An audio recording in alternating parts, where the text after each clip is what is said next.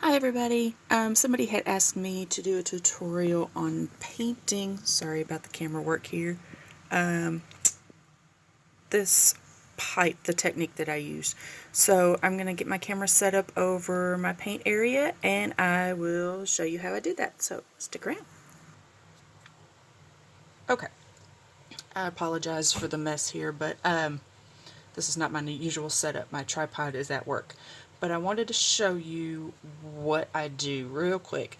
The colors that I used this pain gray. It's got like a blue tint to it.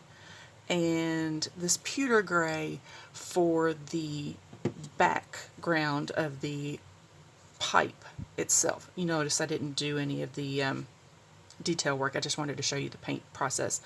I would normally prefer a solid color straw, but I don't have any in the house, so this is what I've got. This is what we're going to work with.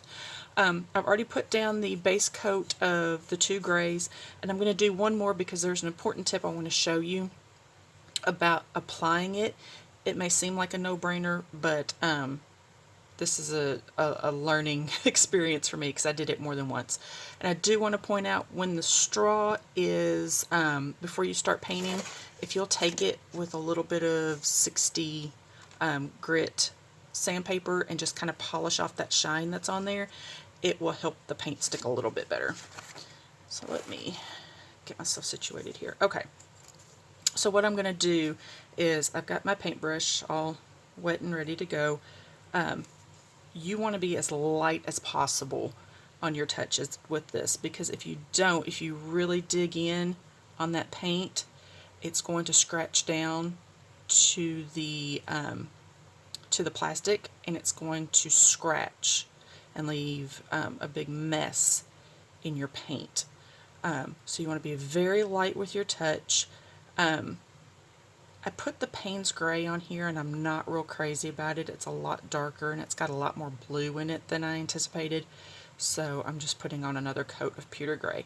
But you want to be really gentle with your application here. So you're just going to go through and you're going to make sure everything is nice and covered. Make sure nothing is showing through that you don't want to show through. I think that's pretty good. Just for the sake of time and speed, so I don't bore you guys, I'm going to pause the video real quick. I'm going to hit this with a heat gun. Don't hit it in one spot or it will bubble. Just if you have a heat gun and you're trying to get it to dry really quickly, go back and forth in even strokes and rotate your straw as you go. So give me 1 second and I'll be right back.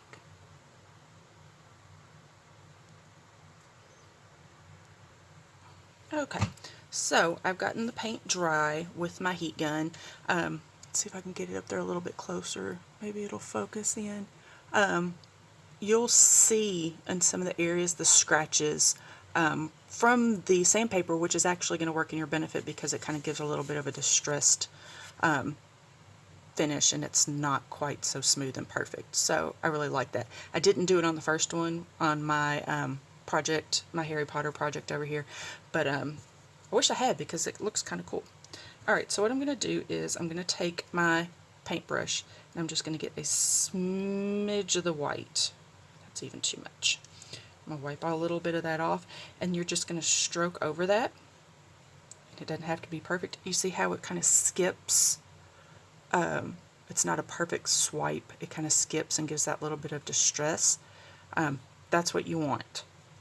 You don't want a perfectly wet brush because you're just going to get streaks of white. You just kind of want to get in there. Now keep in mind you don't want to dig in too hard. It's really a delicate balance because you can still scratch through the paint you've already put on there down to the plastic. And if you get a streak like that that you don't like, clean off your brush. Get a little bit of water here. Clean off your brush and just smooth that out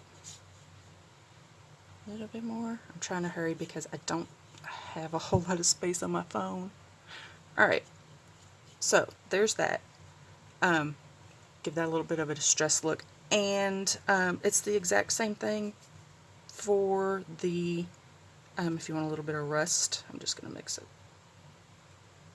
Some red and some brown here. If you want a little bit of rust down at the bottom, it's the same technique. Just want to, let's see, that's even too much for my liking. Clean that off a little bit.